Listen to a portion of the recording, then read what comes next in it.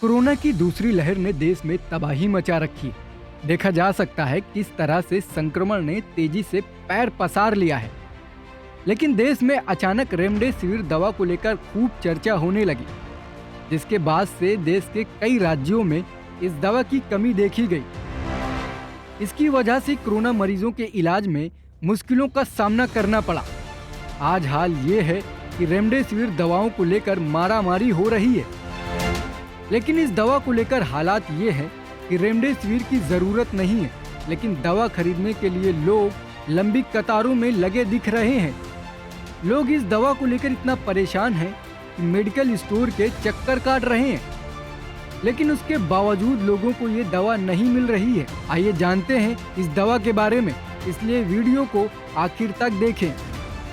दरअसल रेमडेसिविर एक एंटीवायरल दवा है, जिसे अमेरिका की दवा कंपनी गिलियड साइंसेज ने बनाया है।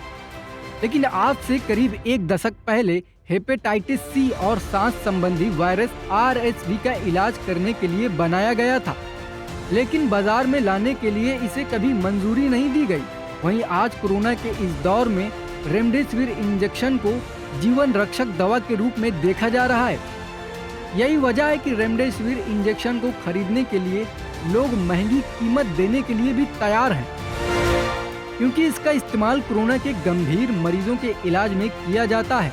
लेकिन कोरोना मरीजों के इलाज में ये प्रभावी रूप से काम करेगी, इसकी कोई मान्यता नहीं दी है।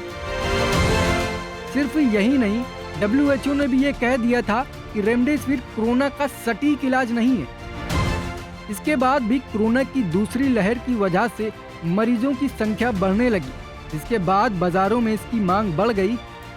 वहीं पिछले साल के अंत की बात करें, तब कोरोना के नए मामले कम आने लगे थे, जिसकी वजह से रेमडेसिविर दवा बनाने का काम कम कर दिया गया था। लेकिन पिछले कई महीनों में भारत ने करीब 10 लाख से ज्यादा रेमडेसिविर इंजेक्शन अन्य देशों को निर्यात कर दिया था। और देश में रेमडेसिविर इंजेक्शन की किल्लत की एक वजह यह है कि देश में इसकी जमाखोरी और कालाबाजारी तेजी से होने लगी।